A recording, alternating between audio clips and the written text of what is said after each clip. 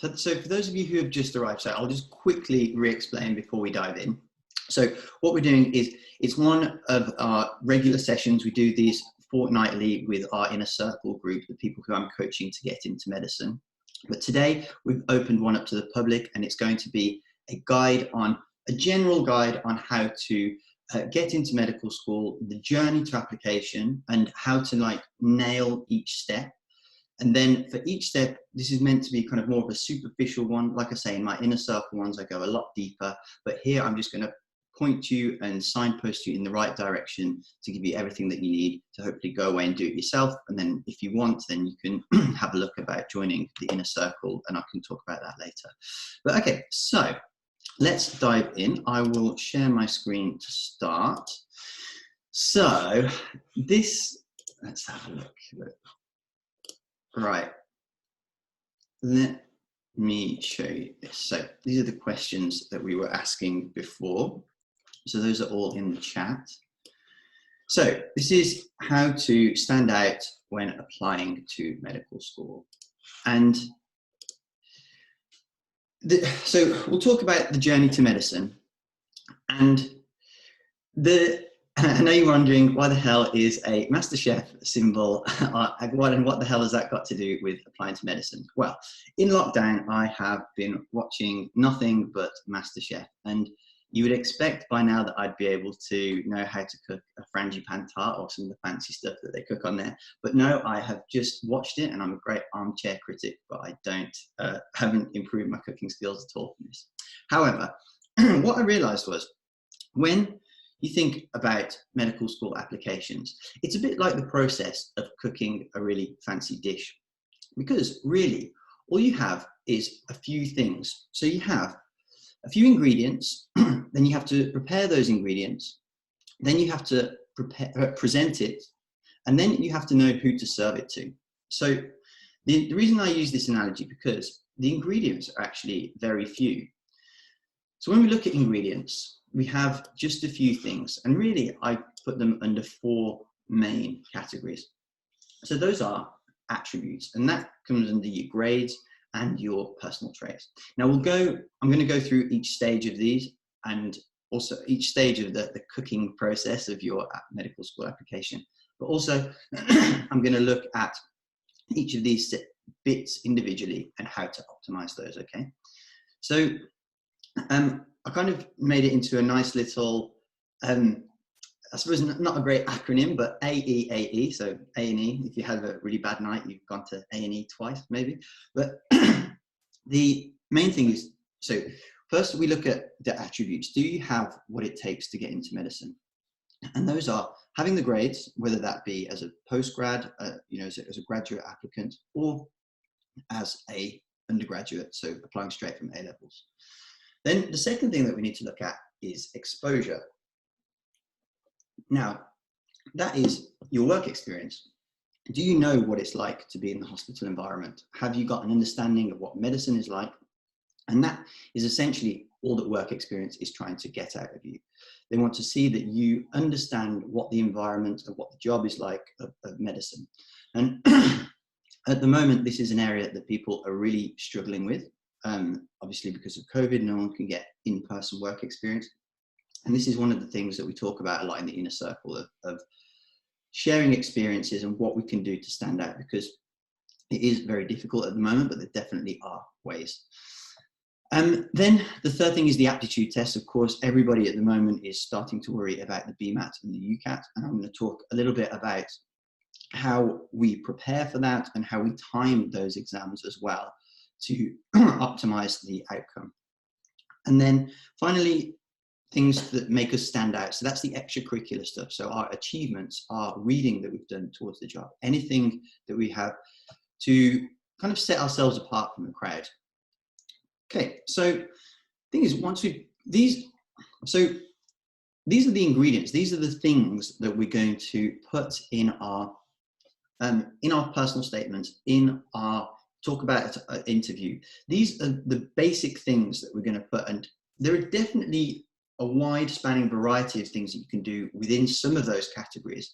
But ultimately, these are the only things that a selector or an interview panelist has got to go on when they're choosing between candidates.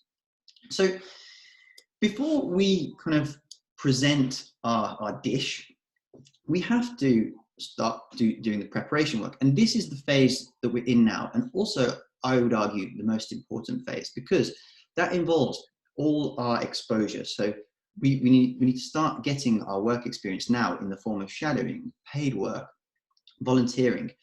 You know, your further reading is important because, again, this is signaling that you know what the career is and you've, like I say, exposed yourself and got an understanding of what that is.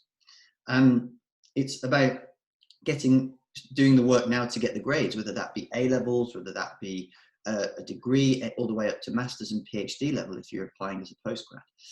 Then we would soon start to be thinking about our aptitude tests. We will start preparing for that soon, and I'll talk about, like I say later, about when is the ideal time for you individually to do that. Then our extracurricular stuff, we've still got time to develop some hobbies, make some standout achievements, maybe enter some essay competitions, do whatever it takes at this stage to be able to give ourselves the time to make a outstanding achievement. So once we've got the preparation done and we've got our ingredients, it's all about how we present it. So one of the life lessons I've learned from MasterChef is that you can get quite far with, well, not far, but you can do all right with a rubbish. You can get where you need to be with a not so great tasting plate of food as long as it looks pretty on the plate. I've seen people get through on MasterChef with presentation being their main thing. So, but that's really an aside. I'm joking, of course, but really what the point I'm making is that you need to take those ingredients, take that preparation that you've done and find a way to present it in the most appealing way. So that is how you word your experiences, the things that you've gleaned from them, from your personal statement, the way you talk about your experiences, the way you talk about the stuff that you've done and the ways that it's reaffirmed that you want to be a doctor, and kind of signals that you are the right sort of person. Hey guys, welcome back to my channel. My name is Pansy and my channel name is Nella Gray. Nella's watching videos of herself on YouTube.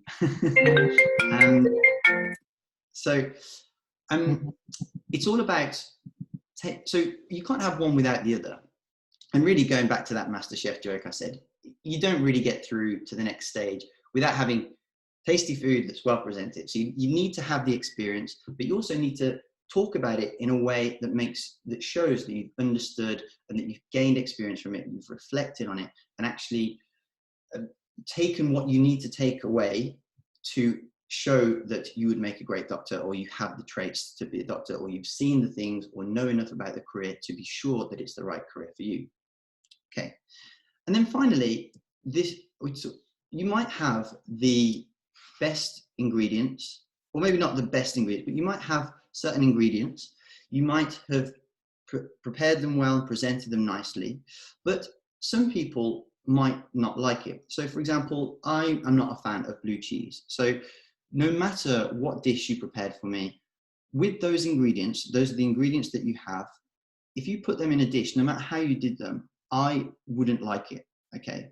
So let's consider, if you don't have the grades, for example, that is like Cambridge not liking blue cheese. You cannot apply to Cambridge if you don't have a star AA at A level. And it's as simple as that. I mean, in this analogy, Cambridge are probably more likely to be fans of blue cheese, but not, that doesn't really matter. So the point is that who we serve the dish to, i.e. the university that we apply to, needs to match the set of ingredients that we have, and they need to be somebody that are amenable to where our application is strong. So that could be that we have a good UCAT, but maybe our grades aren't as strong. Well, there are universities that are more inclined to those sorts of candidates. There are some who, where if you've not got a great UCAT, they will still look at you as long as your GCSEs or your A levels are strong. And a lot of other universities value work experience, for example. So these are the ways that we tailor what we have. We look at what we have objectively and we apply tactically. And that is when we serve the right dish to the right person, and they are happy with the tasty end result. And that was a bit of a silly analogy, but I hope that it sticks in the way that it gets the point across that I'm trying to make, that it's all about the combination of having the right attributes towards building a strong application, doing the work ahead of time, because things like work experience, extracurricular stuff, your standout achievements, these are the things that are going to separate you, and you need to start thinking about them ahead of time. And also, you know, of course, your aptitude test, and then presenting them in the nicest possible way to the appropriate university that gives you the highest chance of getting in. Okay, so Nella, so we're going to go through these in order now, and we're going to talk about the particular ones that I've mentioned, and I'll hand over to Nella to speak about attributes. Sure. I fixed my audio now. I don't know what was happening. Everything was playing. But yeah, I think actually it's a really good analogy that Dr. Ash just talked about, because it really makes you understand like where everything works and how it works. And as you know, as silly as it might sound, it is actually a good visual representation. So if we talk about attributes, like what we said, it's that your grades and your traits. I think that rhymes. So it's who are you, and can you be a good doctor, right? So, and I think someone said before about their grade, they're worried that their grades might not be good enough. Just to tell you a little bit about my story, when I first applied for medical school, I didn't have good grades. I don't even know why I applied.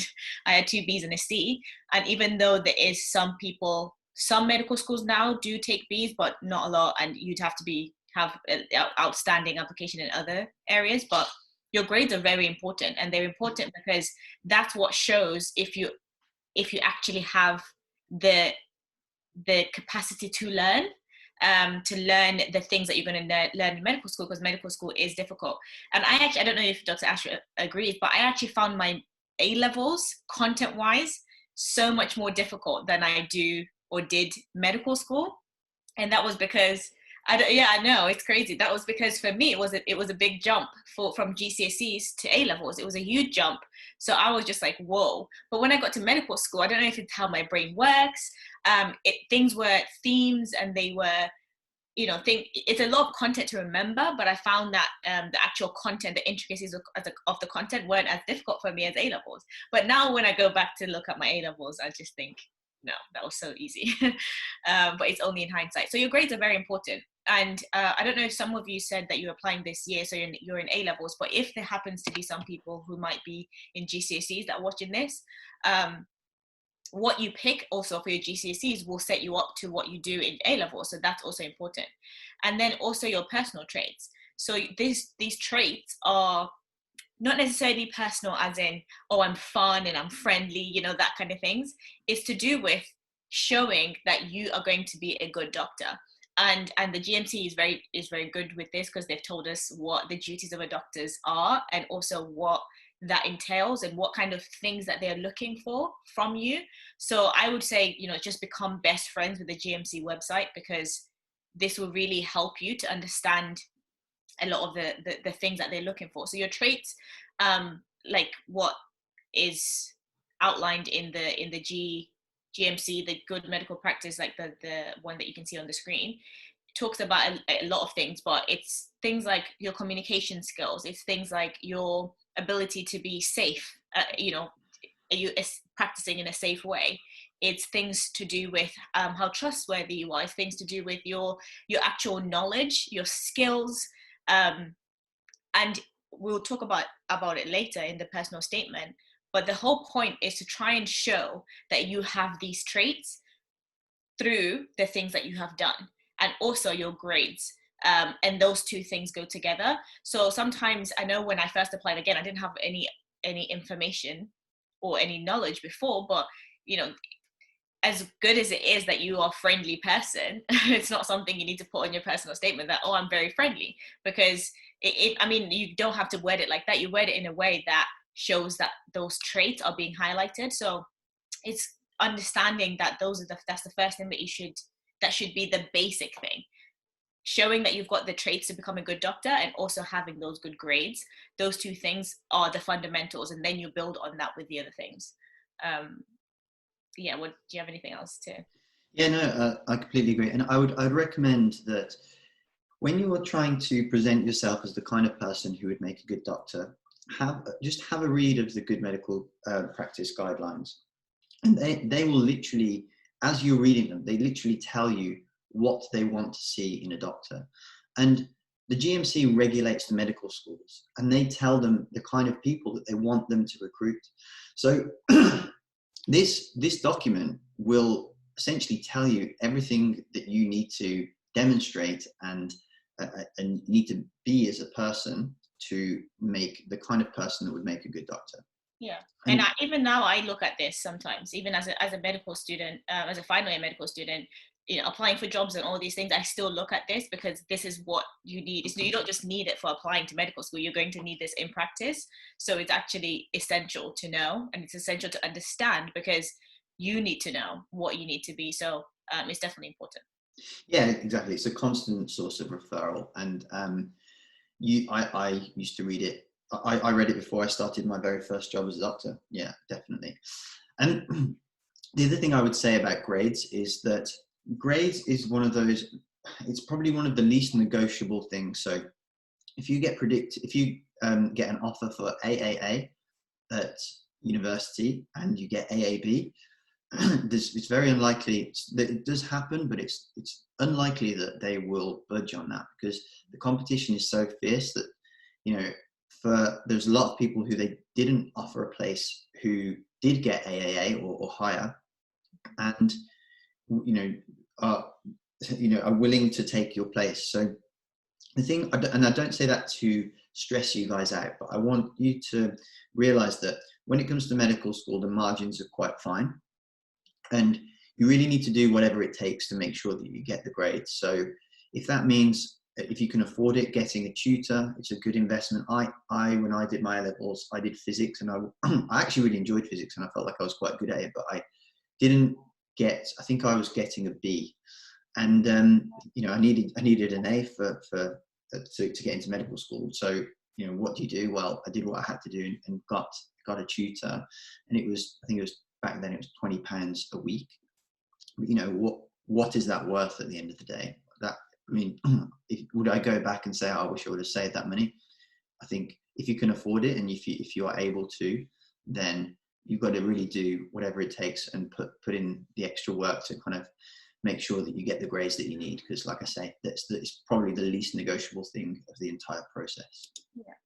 And Sorry, no, go ahead. Yeah, it's okay. Someone was asking if we tap into what Dr. Ash already mentioned earlier on, if you missed it at the beginning, but talking about graduate entry, when it comes to your grades, what matters the most, and most universities will say this on their entry requirements website when I was applying for GEM, is your degree. So you need to be aiming for a first.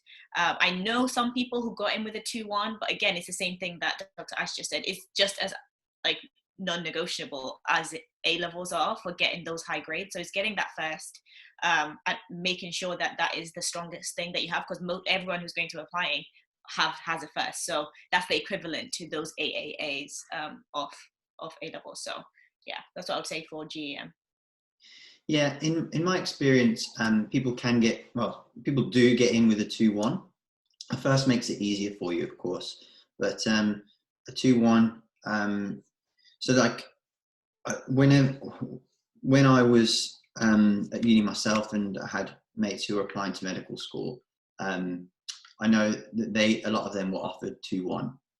So it really does depend, but obviously the more that you can do to stack the deck in your favor, the easier it will be, and the higher your chances of success. For the graduate students, and I'm getting asked a lot about GAMSAT. I'm going to make a video for you guys especially, so don't worry about that for now. So we can park that one for a bit, and I'll do another session on that, or a video for you. Okay. Okay. So the second thing is exposure. Now, medical school to me forms. So let me say that again. Work experience to me forms the backbone of your medical school application. Now, work experience comprises three things. That is a regular paid job. It doesn't necessarily have to be in a healthcare setting. And that's one thing that you can think of is transferable skills. So if you work in a shop, or let's say you work in a restaurant and you're client facing, then you will deal with, well, you'll have to communicate with patients all the time that you're serving. You probably, if you work in a restaurant, will get a lot of complaints. So that's handling tricky communication situations. Lots going on there.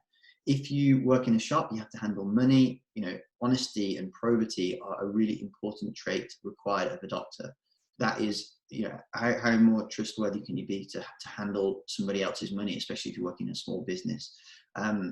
You know, you might even be given the keys and be asked to lock up. That is responsibility. And most jobs, you are required to demonstrate responsibility by the fact that you have to show up at a certain time and be reliable. These are all things that people discount people discount their experiences in that they minimize them and think that they're not significant. But actually, a lot of people my age when I was 16 weren't working, or, you know, weren't doing a lot outside of school. And these are all the little things that present the image that you are someone who's willing to work hard and has those traits that are required to make a good doctor. The biggest thing I say to my students, the biggest problem that I have with them is, this is all work experience now, whether it's paid work or not, is that they will say silly things for things not count, for not wanting to include them at least consider including them in their personal statement / kind of what they talk about at the interview. Because they'll say things like, oh, I did that 2 years ago. It's like an amazing experience, but they did it 2 years ago, so they're completely going to forget about it as if it never happened. Or like, I did this really great job, but I only did it with children. I only worked with children. I didn't work with adults. So should I include that? It's like, yes. If it's a good experience, it doesn't really matter so much when it is or what age level you did it with. They all count. They all can be really good. And it's more about what you got out of them. It's that reflection that's the most important thing. And one of the things that I say at this stage is to set up a system where you're collecting everything. So collect all the information. And on my course, I have a really robust system for doing this. But don't filter anything at the moment, and just get everything down on paper, all the things that you've done. Because you might think, oh yeah, I did that really cool thing years ago that I'd just forgotten about. But it's actually a really good, valid experience or achievement, whatever it is. Have it somewhere and collect it somewhere, so that when you come to write your personal statement, it's not a case of like trying then to think of all the things. It's going to be going to that reference resource that you've got and being like, all right, which of these do I actually want to include? And then you'll be in a position where it's kind of like selecting the best rather than trying to pluck things out of thin air. So that's a system to make sure that you are collecting all your experiences. And like I say, when you're collecting them to start with, just remove the filter and just put everything, and then you can do the selection after. Nella, any thoughts? I've got more to say about work experience, but Nella, any thoughts on that? Yeah, I was going to add that one thing that I found helpful as well in the collection part of it is asking people. Sometimes you forget what you've done and your achievements. I do this a lot, even now when I'm writing CVs or like any cover letters. I'll ask like my mom or my husband, like, what was that thing that I did? What have I done in the last 5 years that's really impressive? And they'll remind me. They'll be like, remember you did that thing, or remember you did that thing. So ask people around you as well, because sometimes things that, you know, we tend, as humans, we tend to be, you know, harsh on ourselves, and we think, oh, that's not important, or that's not impressive. But if someone else is impressed by it, then most likely, you know, other people are going to be impressed by it, and you can use it and like do that transferable skills thing. So that's something I'll just add, just ask other people as well. Yeah, and I actually read in a book the other day about you should speak to the people close to you who know you best, and ask them what your 3 best traits are. And it's a really nice, you know, it's not a really medicine thing, it's just a general life thing, but it's a really nice exercise actually, because I text my mom and my brother and I think my dad and my girlfriend, and I ask them what are, you know, my 3 best traits. And it seems like, you know, obviously like the way I worded it was you know, I'm doing this exercise from a book and blah, blah, blah. But it's a really lovely thing to do because, you know, the people who know you best can really tell you honestly what your best 3 traits are. And it kind of leads to a really beautiful exchange, because then obviously I was like really grateful to all my family members who did it. And then I told them what I thought their best 3 traits were. And it actually was just a really nice thing to share with people. So yeah, it's a bit, sorry if that's a bit gushy, but it actually was a really nice exercise that I discovered quite recently that I'm glad I did. So we've talked about paid work, volunteering. Now, so you need to have some volunteering. Now, volunteering presents a difficulty at the moment and an opportunity, because COVID has shut down a lot of opportunities, but it's actually also generated a lot of opportunities. There are lots of like COVID-related volunteer posts that you can do, because people, for example, who are shielding and need looking after, that caring for someone, and a paid job that can do that, or a volunteer job that can do that, is an amazing thing to have on your personal statement, on your CV. So I think while we're still in lockdown, there are actually opportunities to be had with volunteering around COVID. So I would say either Google, you know, volunteering COVID in your local area, or just go to the Royal Voluntary Society, and there's absolutely loads of stuff. I know a lot of people have got great experience as vaccinators. I think you have to be 18 to do that, but there are lots of there are lots of opportunities around COVID that have presented themselves. And then, so work experience is obviously so when I say work experience, shadowing is the real sticking point at the moment. And there are lots of on virtual work experiences that are good, and some are better than others. And if you guys want to share in the chat some of your best ones, then that would be really beneficial to other people. But really, the thing that's going to really make people stand out is in-person work experience. And I think as we're coming out of lockdown, we're going to be in a position where it is going to still be possible to get in-person work experience. And I think that is going to be a real benefit to people. So one thing I would recommend is that you have a look at my, again, on my YouTube, I've got a video out for how to get good work experience.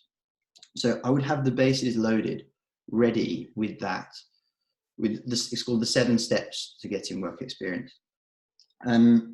And I would have the bases loaded and start trying to get everything ready to parents basically as soon as it's possible to do in-person work experience again. Because it's my prediction that the differentiator between a lot of people are going to be those who've managed to get it and those who haven't. Nella, any thoughts? Yeah, I would agree with the same thing, because especially right now, because the opportunities are there. They might be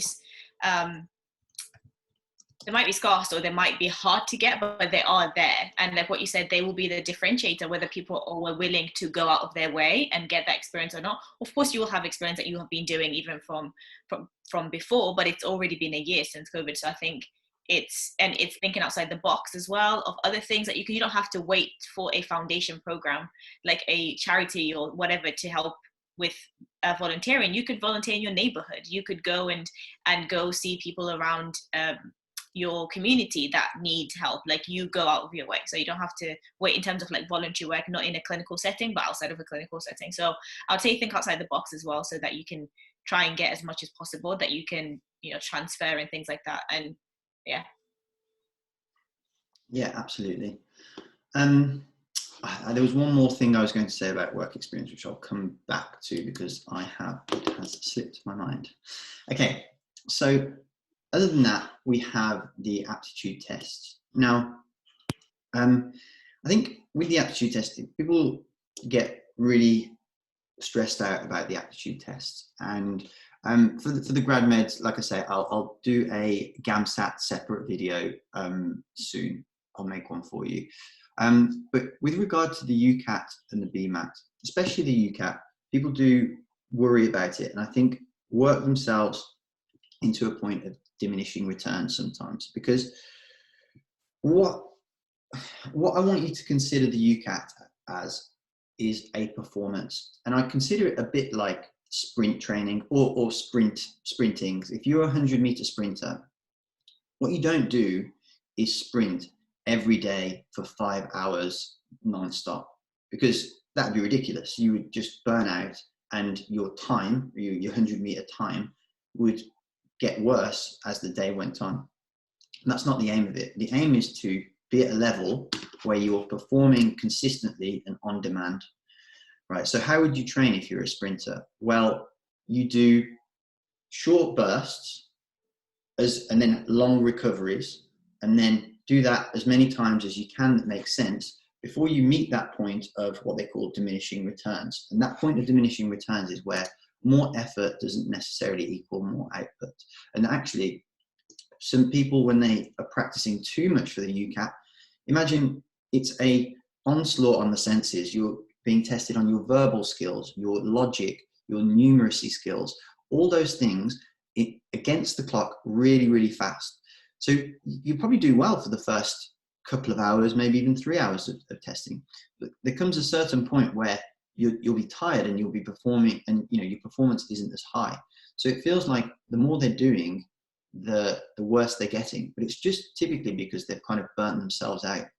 So burnout from UCAT can be a real thing. Now, BMAT's slightly different in the sense that BMAT is knowledge-based as well. So there's an element of kind of, there's numeracy, verbal, spatial, all that sort of stuff. But there's also biology, maths, chemistry, physics. So that is knowledge-based, where revising within reason, the more you revise, the more you learn, the more you solidify, and that helps. But it's about being effective with study, not just quantitative, because long rests are what's going to help. So with the UCAT, I say you have to think about the timing of the UCAT. So I always say that when you sit your UCAT, as in when you're picking the date, you have to consider 3 things. You have to, A, have minimal impact on the life events, which is usually on your life events, which is usually basically your exams. You want to not have them interfere with your exams as little, have them interfere with your exams as little as possible. You also want to give yourself enough preparation time. Now, I think 2 to 3 months is probably on the long side, but if you'll see people who are on YouTube saying 3 months minimum, but I think 2 to 3 months is about the optimal time. And also you want to do them early enough that, because when you do the UCAT, you get your score immediately. Now, you don't see where you lie compared to everybody else, but it doesn't usually vary by that much. So when you get a score, you can look at the averages for previous years. And I did a long talk about this. So on my YouTube channel, I did a talk about what the averages are.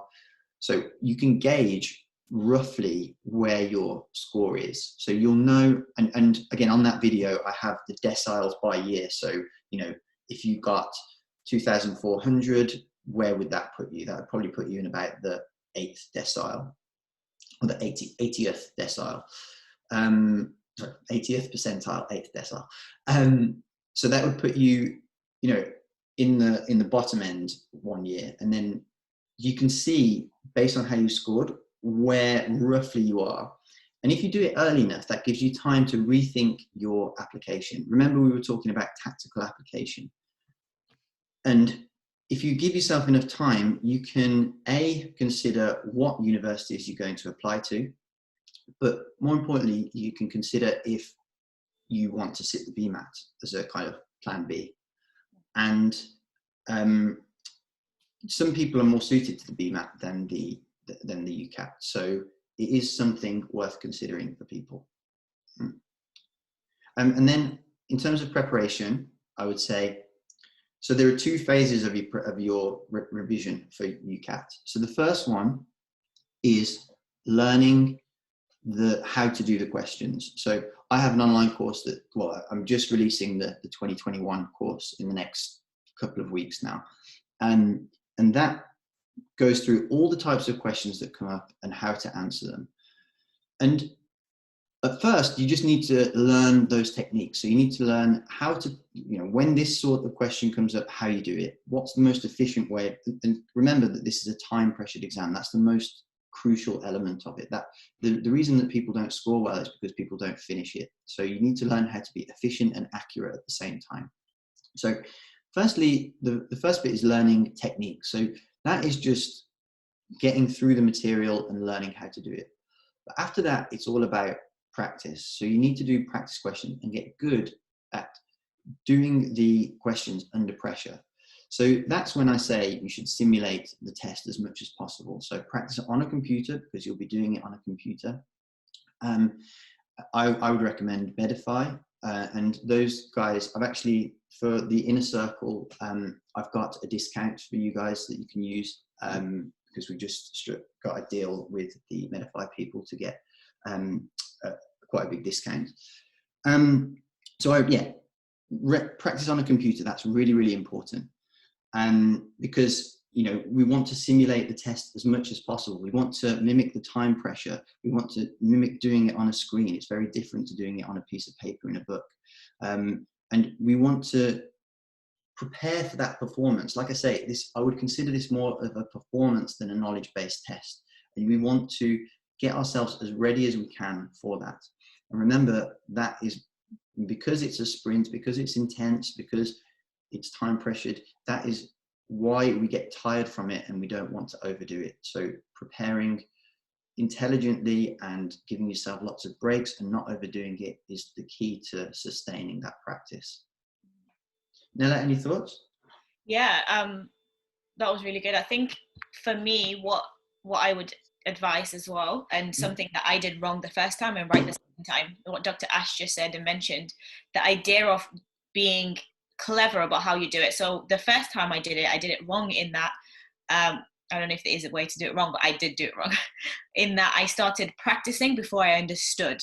So what I did was I went on the UCAT website and downloaded the practice one and practiced it, realized kind of what it is, and then just kept practicing. Like I just kept practicing how to do the UCAT, which was just completely not efficient because I didn't understand the UCAT.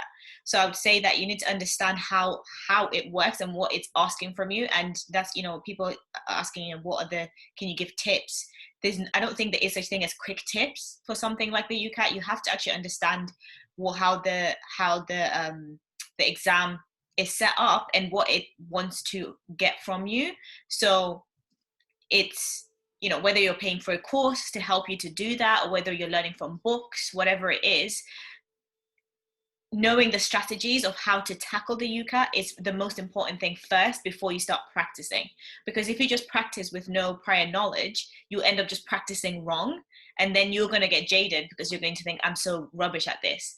And the reason why you might be rubbish at it is because you don't know necessarily basically what you're doing, because it's a very strategic type of exam. The second time I did it, I got a really high score because I did the prior work. Then after that, I went, got a course, understood how it works, and then was able to then practice.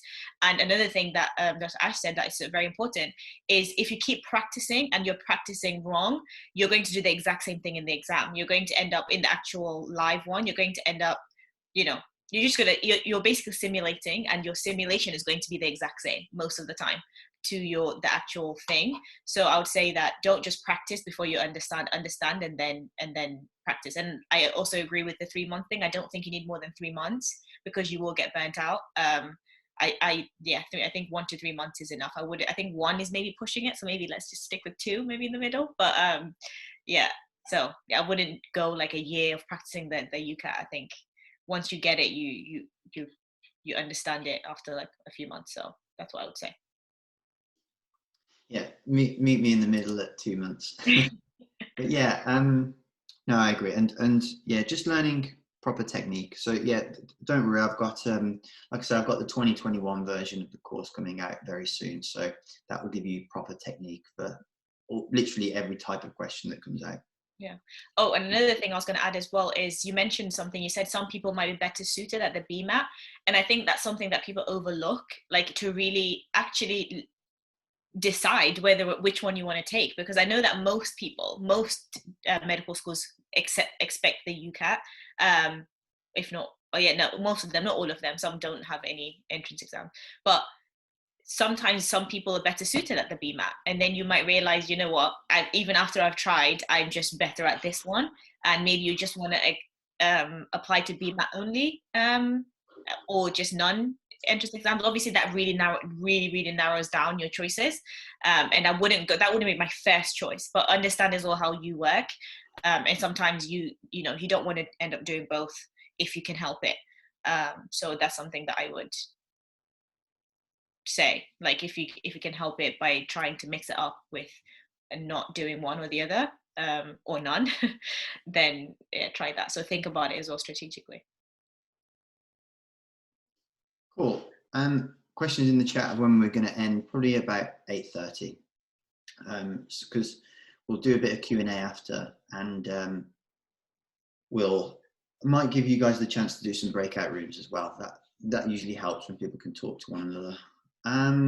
Okay, great. So Nella, do you want to talk about extracurricular and further reading, or do you want me to take that one? No, I can take that. Yeah, so your extracurricular, sometimes I think that sometimes we get confused with the extracurricular with the traits part of it, because you could think that it can go hand to hand, because your traits can be shown with your extracurricular in that way, but your extracurricular and your further reading is basically trying to show that you are a wholesome person, that you are more than just a book nerd that only reads and that's it, because you're going to need to show that you are dynamic.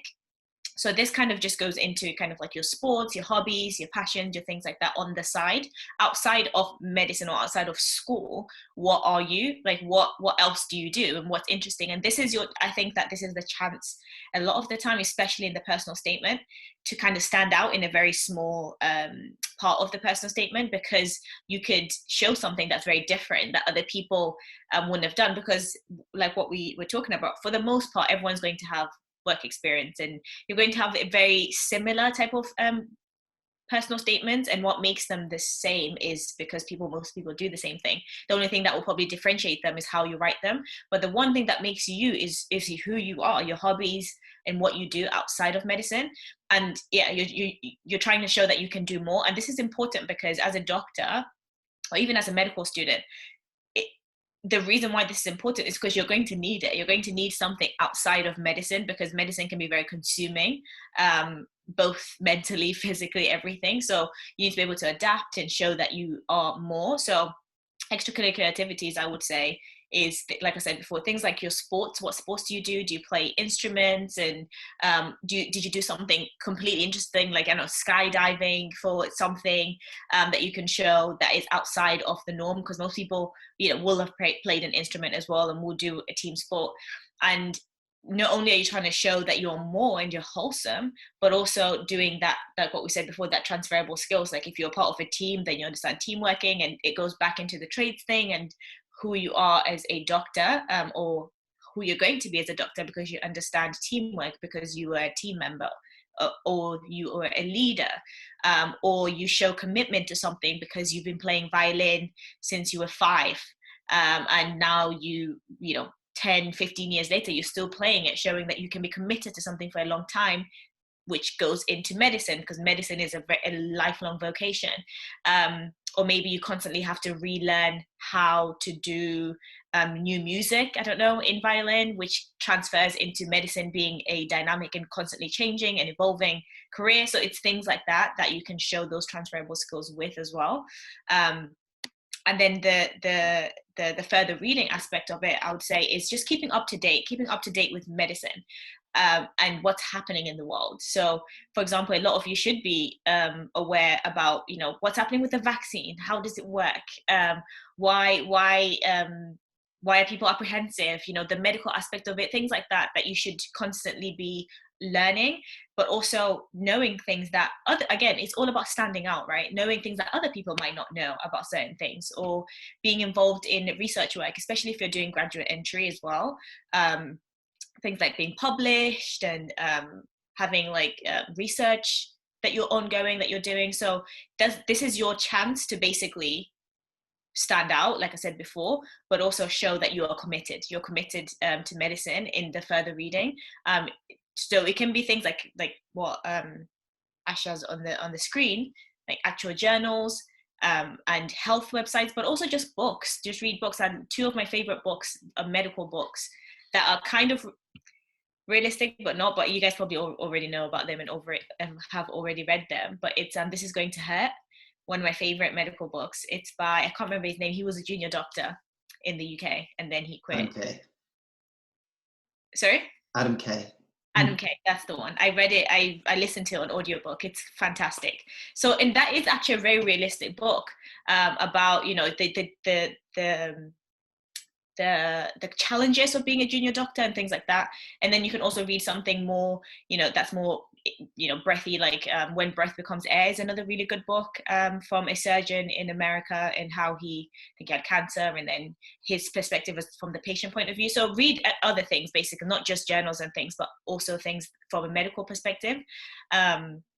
Yeah, so I think that's what I would say about extracurricular and further reading. It's your chance to stand out, but also make it transferable and show that you are more than just, you know, in your books. Yeah, absolutely. And I would say that, you know, you've still got time now to demonstrate. If you're thinking like, oh, I don't have anything, you probably do have more than you think. But if you're really thinking, oh, I don't have anything, then you still have time. It doesn't take long to develop a modicum of skill in one of these things, at least enough to talk about the benefits. Remember, the point of all of these are that it's how you're going to present these ingredients, right? You're going to be able, if you, let's say we were living in a non-COVID world, but let's say if you joined even a football team for the next 6 months, you can talk about the teamwork skills that you've gained from that. And that's a really important thing, because teamwork is such an important part of medicine. Mm-hmm. And you can, in those 6 months, gain enough experience to be able to talk about that. If you were to learn a new instrument, say you've never played an instrument before, if you were to learn and get to a reasonable level in, again, 6 months, 3 months, whatever it is, lifelong learning is really important. And to say, like, I managed to teach myself something, and I managed to demonstrate that I can pick things up quickly. And not only that, let's say it's violin or piano, you can always say, like, it's also taught me manual dexterity, which is important for procedures. So there are always things that you can do. I would consider a language, a sport, and or a instrument. Those are 3 areas that are quite got easy wins and good and crowd pleasers as well. But yeah, the thing that you have to think about is put yourself in the shoes of somebody who's reading these personal statements or who's interviewing you. It's usually a 50-something-year-old hospital consultant who is going to be reading a lot of applications. They're going to be reading lots of personal statements. And sometimes all it takes is one thing to be like, oh, that's interesting. I like this personal statement. Because whether it's fair or not, with the sheer amount that they have and the amount of time that they have to do them, to read through them. When I was reading through them, with the best will in the world, I would read them quickly. I would scan them. I wouldn't sit there and read them like a novel, or like, you know, when you're sitting down to read something. So you have to have those things that make them want to invite you to interview, to ask you more about them, to be like, oh, that's interesting. I'd like to ask them more about that. So those sorts of things that stand out. Now, I mean, there are so many things that I talk about on my course about, like, really amazing, outstanding achievements that people have achieved, that you can imagine if you were reading those would make you want to invite somebody. And one of the, I won't name them, but one of our current members has played drums on stage with a very famous guitarist. And, you know, that's a really cool thing to be able to put on your personal statement. And even though it's not academic and it's not particularly medical and that kind of, like I say, academic sort of achievement, it's still something cool. You know, doctors are still people at the end of the day. I would read that and be like, that's a really cool thing. I'd love to invite that person to interview to ask them more about that. So think along those things. You obviously don't want to do crazy stuff for the sake of it. It needs to be reasonable, but at the same time, think of things that would pique someone's interest. Just to go back, someone did ask about the BMAT. So again, I'll be doing a course, and nearer the time I'll be doing BMAT specific stuff. But I would say with the BMAT, again, it's a bit more knowledge based. So you know, your physics, your maths, your chemistry, your biology, that is stuff that you'll hopefully be doing in your A level. So it should just be a case of refreshing your memory. That is more content and knowledge based examination. So that is something that, unlike the UCAT where I say it's performance based, that stuff is knowledge based. So obviously studying effectively with that is the way to go. But then you do have the more IQ type tests that you do in the UCAT. You also get those in the BMAT. So you get spatial and numeracy and logic. The numeracy, I would say, having your mental arithmetic on point, it really helps. Again, with that section, I would say practicing questions. That's one way of doing it. That one really, that part I would treat like the UCAT. And the final one is the essay writing. So practice your essay writing. Get good at. I actually, again, sorry to keep referring you to more YouTube videos, but I have a YouTube video on 4 books that will instantly improve your written English. And the best one that I recommend is Revising Prose. I think it's William Irvin. I can't remember the author, but yeah, in that video I have the link to the book, and that one, literally the first 2 chapters changed the way I write. So it's about practicing essays, but taking a step back and looking at the quality of your written English and how you can improve it. And reading a book like that really opened my eyes to it. So yeah, that's how I'd approach the BMAT. But don't worry, you've got plenty of time, and I've got some talks on the way about that. Okay, so then we're on to the presentation stage, right? So I was forgetting my own analogy there. So this is the time where you are packaging all those experiences, all these things that we've gathered now, and then you're presenting them in a way that makes them appealing and makes someone want to first invite you to interview, because that is the point of your personal statement. Apart from the one university that doesn't interview, everywhere else, the point of the personal statement is to get you to the next hurdle, which is interview. And then the point of interview is to convince them that you are a worthy medical student, and then to get them to offer you a place, right? So, yeah, I won't go into too much about how to structure your personal statement, but I would say that you divide it into six, and you divide it into 3 elements. The first element is why you want to study medicine. The second is your work experience. So again, that is actually, the work experience will probably comprise half of the word count. And that is spaced across the 3 things, the 3 elements of work experience, which is paid work, shadowing, and volunteering. Then you do a little bit on extracurricular, that's the 3rd element. And then you finish with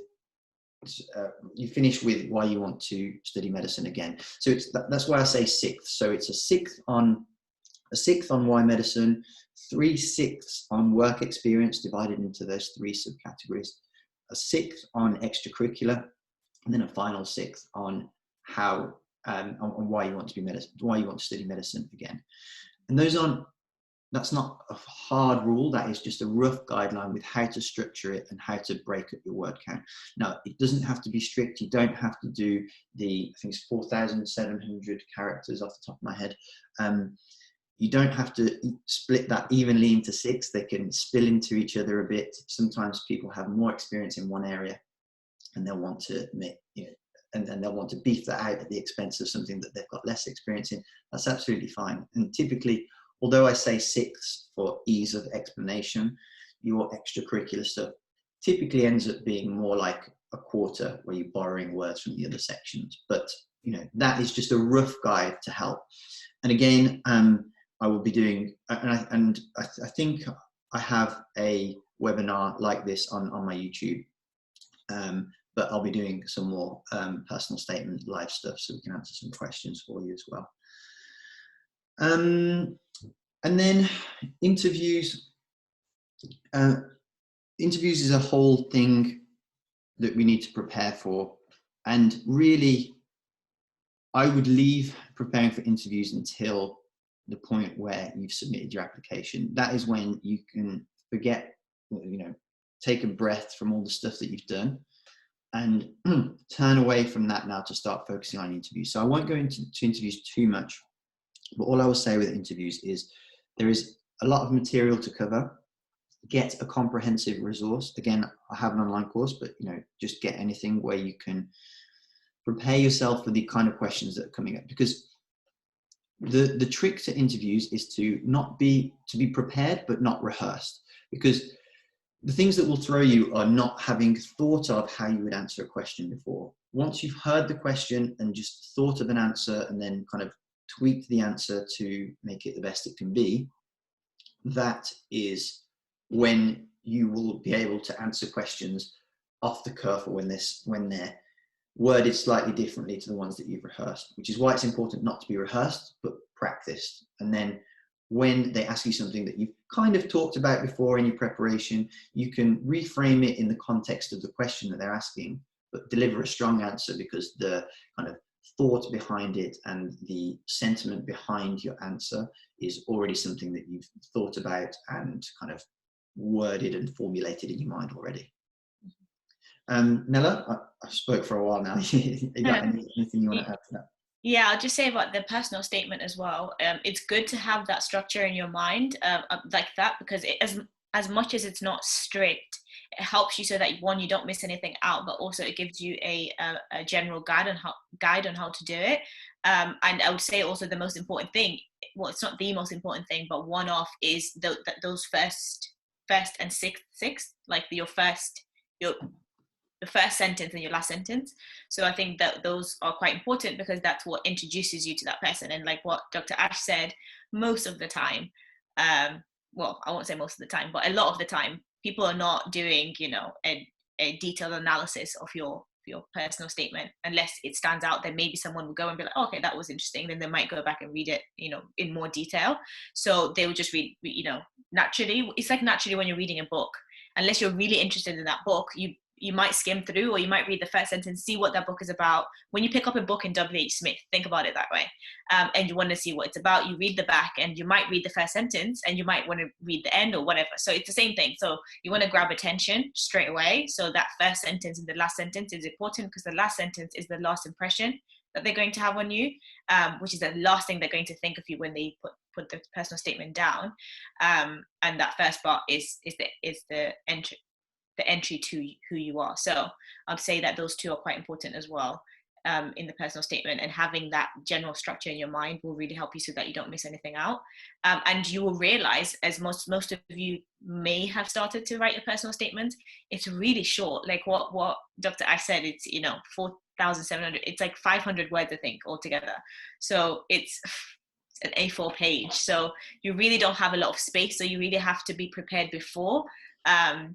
And what we mentioned earlier of that gathering part of it is why that's so important, of gathering all of your experiences and all that stuff on somewhere separate, because then you can put it all together properly. And I know that Dr. Ash has a really in detail course on that, on personal statements and interviews. But yeah, if you don't have that kind of strategy to it before you go, you'll find it overwhelming, and before you know it, you finish your A4 piece of paper and you still have just kind of talked about why you want to study medicine. So just think about it that way as well. That's what I'd say about that.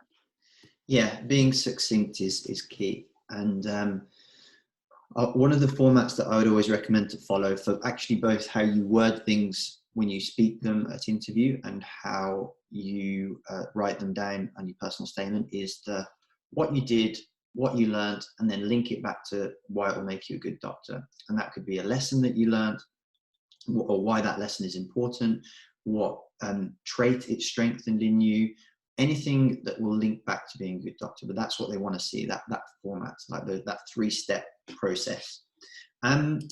So question in the chat about our graduate entry medicine programs. Are they 4 years or 3.5 years? They are 4 years. Yeah. Cool. Yeah. Cool. Okay. So, and the final bit is being tactical, right? So, like I say, we have a lot of these ingredients. Well, actually, I say we have a lot. There are only 4 real things that are going to dictate your application to medical school. And then those ingredients that you have, it's all about how you present them. But then the final element is, like I say, once you've prepared that dish, you serve that dish to people who like that dish. If you have a university that doesn't like blue cheese, don't serve them blue cheese. So if you have if you are on the lower end of the accepted grades, don't apply to Cambridge or Oxford. It's just going to be a wasted place, isn't it?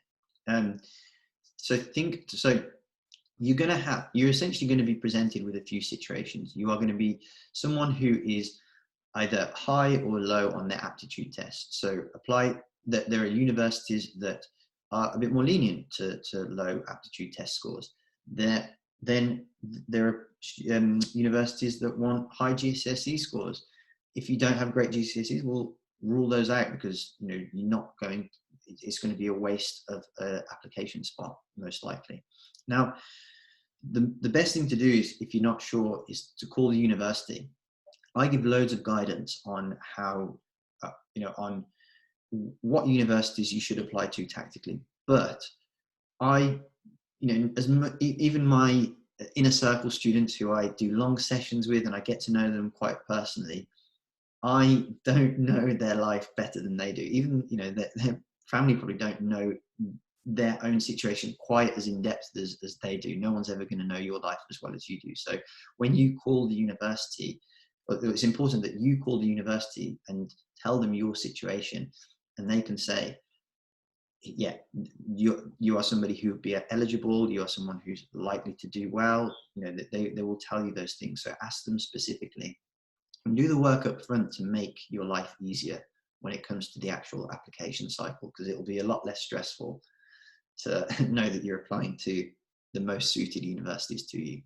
Yeah, definitely. I think one of the worst things that people do is to generalize medical school applications.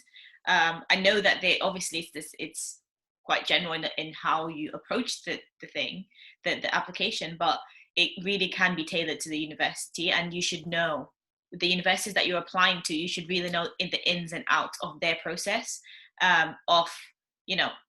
do they use the UCAT as the cutoff point and then they choose their interviewees? Some, a lot of universities do that. Some don't do that. Some actually really rely on the personal statement.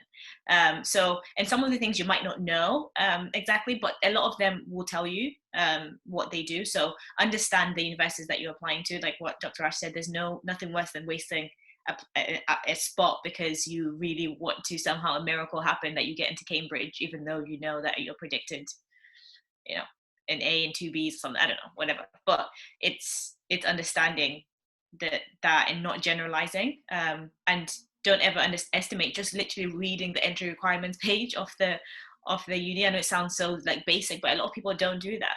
They'll say, I think people ask general questions like, do my GCSEs matter? Well, they might matter, but they might not. It depends on the university. So understand that, like what, and I keep saying the same thing, but honestly, I know that a lot of people really overlook that part of just going to the website and looking at the entry requirements as well. Absolutely, yeah. Yeah, it's important. It will benefit you to do your own research. So yeah, don't try. You will be better off the more information you get about it. So why are websites helpful to see entry requirements for unis? What websites? So there are a few. I have a comparison tool, which I'm just actually updating at the moment. Yeah, there are comparison tools out there that you can just Google and they will tell you. But like I say, go on the universities and go on their websites and speak to them. And you can, like I say, you can call them and literally you can tell them your entire life. You can tell them your whole life story, and they'll say yes or no, you're eligible here. And you can even say like, look, what's the bar like for entry? Am I someone who historically is likely to do well, or am I not? And they will tell you that. They will say like, yeah, you might just get through, or they might say, no, you've got a very good chance with the things with what you've presented to us. Or, you know, they might say, I would recommend you apply somewhere else. But that's time well spent, because it's a year-long application cycle. Well, a 9-month application cycle. And, you know, spending a few hours, maybe a day phoning universities is a much better time investment than wasting 9 months applying to something that you realistically weren't giving yourself the best chance at. Okay, cool. So we're going to answer some questions now. Let's see how we're doing for time. What's the time? And just to let you guys know before we do quick Q&A, is that I have just hired a couple of new tutors. So that means I have a few, I think I've got 3 spaces left on the Elite program. Now the Elite program is a one-on-one coaching program. You get access to all the online courses that I told you about. So that's something for every aspect: the UCAT, the BMAT, the personal statement course, interview course, and also the how to get into medicine course. That's a really important one, because that literally lays out the journey and tells you what you need to be doing now, rather than wait to September and you're scrambling around to fill the holes. Literally, you can know ahead of time so you can prepare.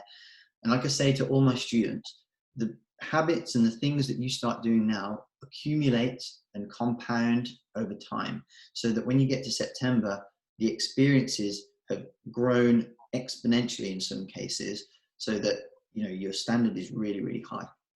So those are the courses. And then you get a tutor that you see one-on-one. You get about 3 to 4 sessions a month. So it works out pretty much about 1 a week. And it's a lot more in-depth versions of these sorts of talks. We do, you know, deep dives on all the sections of the application, and depending on what time of year it is and what part of the application cycle we're at, we will do in-depth lessons on that particular thing. So actually, let's hear from somebody who is already part of the Elite program. I saw Tijuana's here. Tijuana, do you want to, if you're there and you're happy to, do you want to unmute and tell us a little bit, and share your screen if you're happy, and tell us a little bit about your experience of the program so far?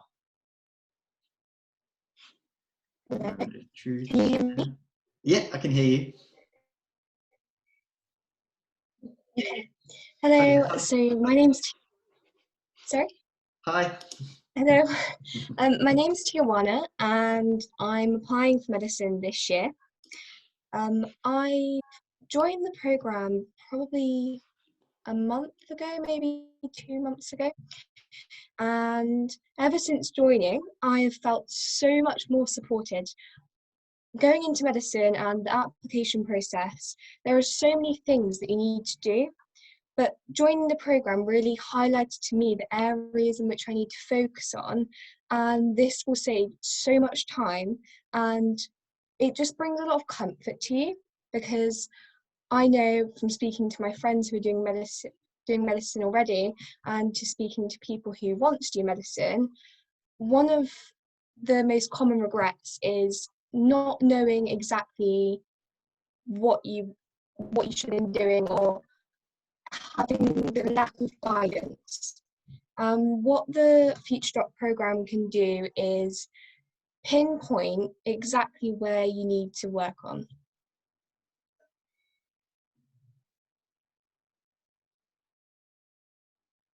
Sorry, I can't hear you. Thanks, Tijuana. Sorry. Cool. So let me give, if you guys like I say, I've got like literally, I think I've got 3 spots on that. So if you guys want to apply to that, obviously you have to fill out an application form, and then you have to just have a call with me one-on-one, and then I kind of make a decision whether it's something that we can offer. But you know, if you'd like to apply, feel free. There's the link. And also, I've got lots of videos coming up on YouTube. So if you, that's my latest one. So if you guys want to get some more lessons, there's got a lot of UCAT lessons coming out at the moment, so you can subscribe there. So all that's in the chat. So thank you, Tijuana, I appreciate that. And yeah, we can do a bit of Q&A now if you'd like. So if anyone wants, you can either Q&A in the chat, or you can unmute, and you know, if you want to put your hand up, we can spotlight you, and you can you just share your screen, and yeah, it'd be good to see some faces really. Does anyone want to unmute and ask a question? Or if not, you can pop it in the chat.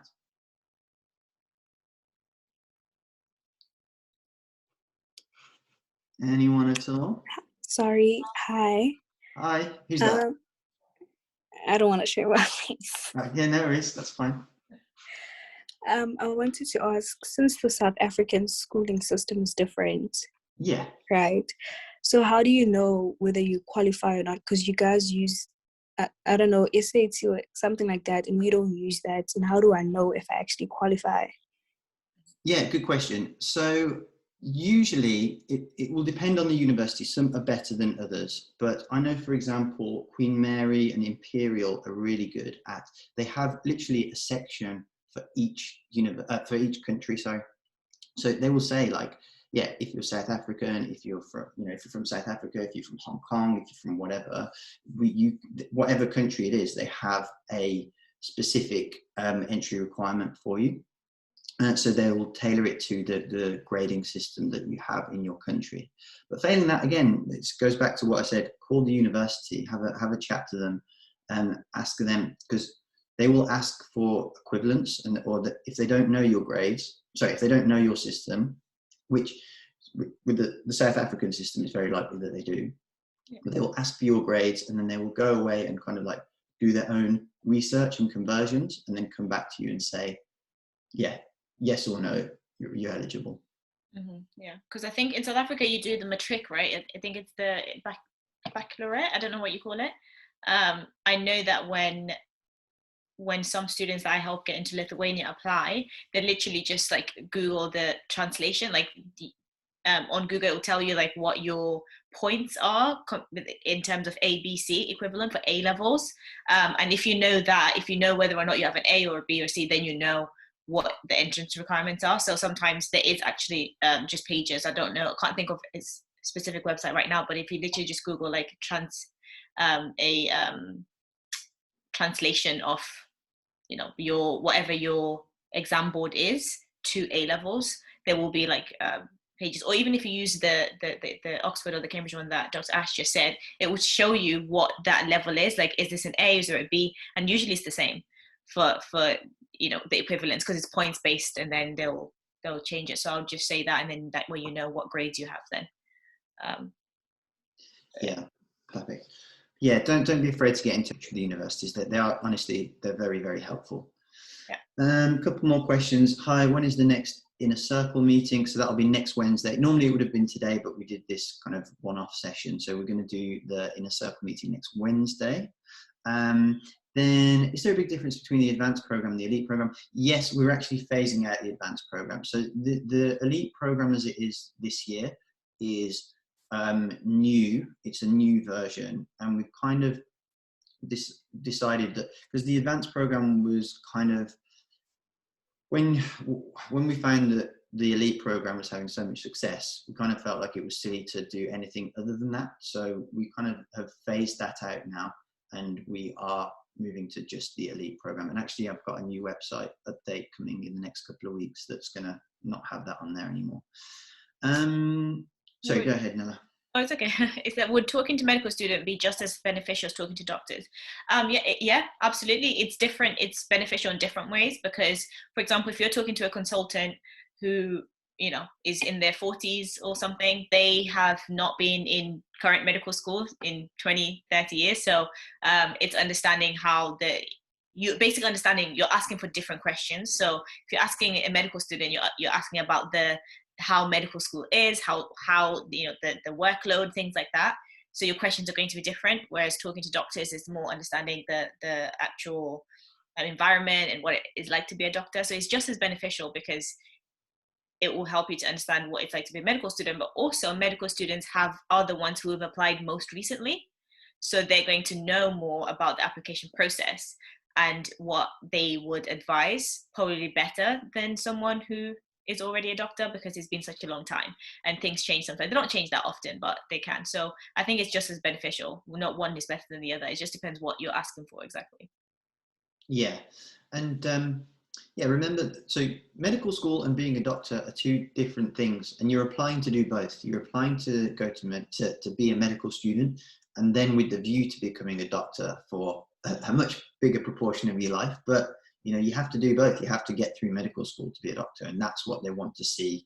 They want to see that you've got the grit to become a doctor, but also to get through medical school.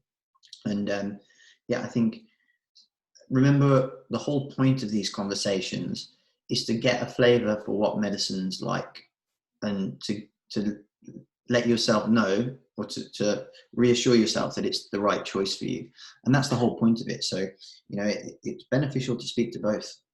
You know, there's obviously there's a point where it becomes a bit ridiculous, but the more you can get an insight of it, the better, really, to a point.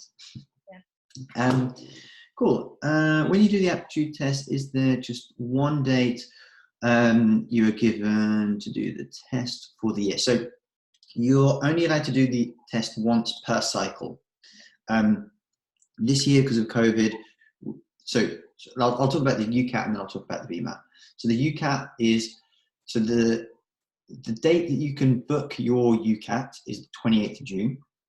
I would recommend that you decide when you want to do it and get on it, as in book early, get there for like as if you're waiting for a concert ticket.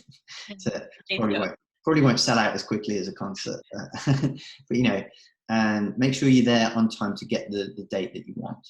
And the dates this year are the 26th of July until 29th of September, end of September, basically. You only get to sit it once in the cycle. And that's it. And then the BMAT, usually you have February, May, September and November. This year we've only got, we've had February, but we've got November and September. If you want to apply to Oxbridge, you have to do one of those later sittings. You can't do the earlier sittings. Yeah. That I think that answers the question. Hilton, can I just say something extra on the UCAT? Yeah, of course. So on the 2nd of June, that is when the registration will open, so you can create your account before. Because I was on a conference the other day, and it was said that it was a lot harder to book the UCAT if you just booked it when the opening started, if that makes sense. So registering before can actually make it a lot easier. Yeah, thank you. No, you're completely right. I didn't want to bombard people with loads of dates, but yeah, it's very true actually. So make sure, give yourself a few days to complete the registration before, and then 28th, 9 a.m. 28th is when the places are up for grabs. Okay, let's see. Can you reschedule the date, take your test once you've already booked a date? Good question. I think you can, but it's tricky. I wouldn't aim to do that. Yeah. When would you recommend to best? Oh, sorry, how competitive is Medicine Lithuania? I'll answer both. Medicine Lithuania is not competitive to get in.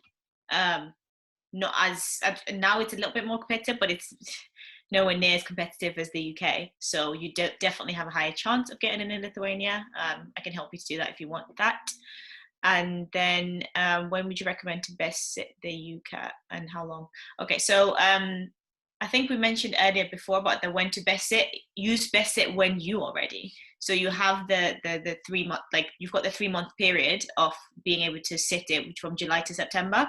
So if you give yourself the time to study for it, with that 1 to 3 months that we talked about. So if you want to sit it in August, you can book it for August and then start studying for it or practicing for it around June, July, or June-ish, or even before. So you give yourself that 1 to 3 months and then book it. So the best time to sit is when you are ready, when you don't have any distractions, like what Dr. Ash said before, you're not doing exams, you have the time to actually study for it. That's what I would say.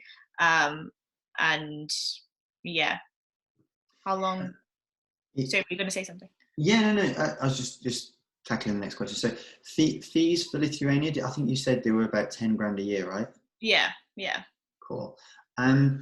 Applying, so the time, so one thing that I'd recommend if you, so one of the questions asking about the time frame. So I would say it's like this. So let's say you want to, let's say you're going to start medicine in September 2022. You would apply in September 2021. And I would recommend that you should have started in September 2020 preparing. That's the kind of timeline I would recommend. So let's say, so that's basically, that's the timeline for people who are applying this coming September. So you want to be having your, between now and June, sort of July sort of time, you want to be getting all your work experience, all that stuff prepared. You then want to be cooking your personal statement around May, June, getting the first drafts ready around that sort of time. You, depending on when you sit your UCAT is July to end of September. So depending on where you're sitting and how much time you want to prepare, so allow 2 to 3 months, as we were saying before that. BMAT is either September, start of September or start of November. Again, prepare as appropriate. Applications are 5th of September, sometimes it changes, but usually about 5th of September to 15th of October. And then interviews run anything from November all the way up to May sometimes. So if you want, you can get a free timeline on my website, futuredoc.co. And if you scroll to the bottom, you can get, just put your email in and I'll send you a free timeline where you can have that all mapped out properly. Yeah. I think we missed a question earlier that said, how long is the application process if you're applying from South Africa to a school in California? I have no idea about the American process. I don't think, I don't know if Dr. Ash does, but in terms of applying to America, I have no idea. I think we're more Europe based. Okay, I think we'll do one more question, then we'll call it a day. I was going to do breakout rooms, but we've gone on for too long. So in a circle, guys, we'll do breakout rooms and like chatting and kind of helping each other out. The breakout rooms are usually really good, actually. So maybe I'll do them on the next public one because it's really good to help each other with like little problems, and you share a lot of ideas, and it kind of makes everybody a lot stronger. So that's a really good thing, but I don't think we've got time to do that now, unfortunately. So we'll do one more question and we'll call it a day. So, is it better to hand in your application early? I would say so, yes. It will, again, it depends when you've done your aptitude test or what aptitude test you're doing. If you're doing the BMAT in November, well then, because the only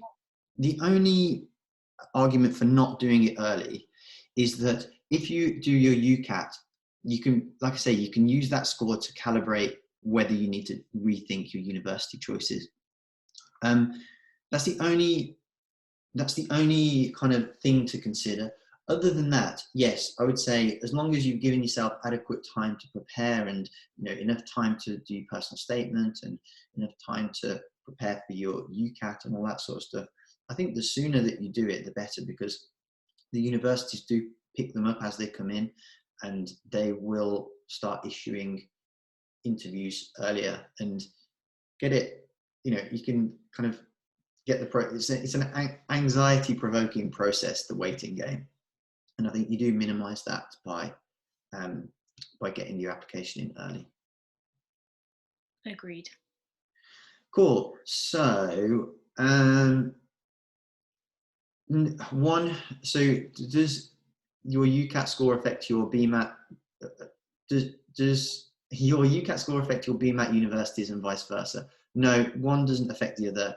Obviously, if you've got a really high UCAT score, you might favour UCAT universities. If you've got a low one, you might want to think about sitting the BMAT, but they don't impact one another, other than maybe, you know, if you've not got enough time to spend on both, then your preparation time might suffer. But cool. Okay, guys, that was a long session. Please, everybody, say thank you in the chat to Nella. She's been amazing, as always. And yeah, I really appreciate you guys showing up. And I will send you a email with the recording of this, where you can find it. And it's going to be on YouTube at 4 o'clock on Friday. If you're watching the recording, I've got all the links in the description. I've just posted all the links that you need again in the chat. But other than that, thank you, Nella, and have a great rest of the week, everybody. And yeah, Inner Circle crowd, I'll see you next week. Cool. All right. Take care, guys. All the best. Bye, guys. Bye.